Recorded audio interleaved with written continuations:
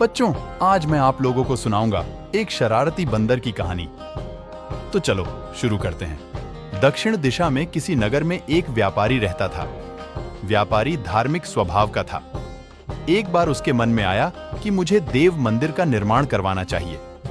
उसने मित्रों और परिवार वालों से कहा तो सबने खुशी प्रकट की। कहा कि यह नेक काम तो जितनी जल्दी हो जाए उतना अच्छा है। उसी समय व्यापारी ने उचित स्थान देखा और मंदिर का निर्माण कार्य शुरू करवा दिया। वहां ईंटें, पत्थर और निर्माण कार्य में काम आने वाली दूसरी ढेर सारी चीजें थीं। दर्जनों मजदूर और कारीगर उत्साह से मंदिर के निर्माण में जुटे थे।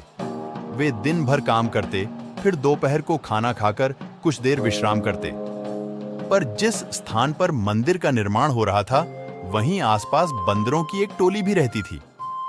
जिस समय कारीगर छाया में विश्राम कर रहे होते, शरारती बंदरों की टोली वहां आकर खूब उपद्रव करती।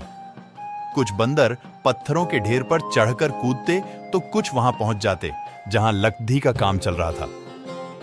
और फिर उनकी ऊधमबाजी और अजीबोगरीब शरारतें शुरू हो जाती।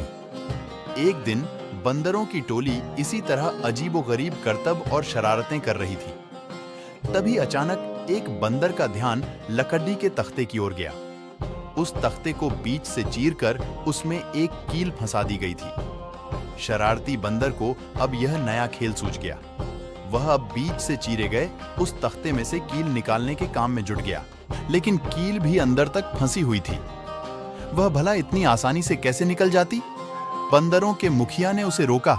कहा, भाई ऐसा ना करो, इससे तुम्हें खामखा चोट लग सकती है। इस पर शरारती बंदर बोला, असल में मैं देखना चाहता हूं कि इस तख्ते में यह कील क्यों गाड़ दी गई है और इसे निकालने पर होता क्या है। इस पर बंदरों का मुखिया चुप हो गया। ऊधमी बंदर अपने काम में लगा रहा। आखिर उसने अपनी पूरी ताकत लगाकर उस कील को खींचा तो कील तो बाहर आ गई, लेकिन साथ ही उस चीरे हुए तख्ते के दोनों हिस्से एकाएक तेजी से मिले और बंदर के शरीर का पिछला हिस्सा उसमें आ गया।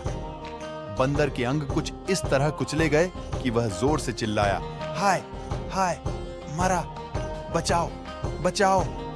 पर मजदूर तो दूर विश्राम कर रहे थे, तो भला कौन उसे बचाने के लिए आता। और थोड़ी ही देर में बंदर के प्राण पखेरु उड़ गए।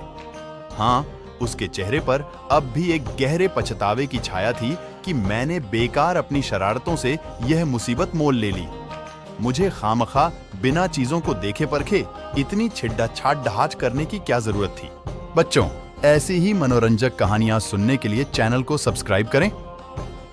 चलो फिर अगली कहानी के साथ फिर मिलेंगे। तब तक के लिए बाय बाय।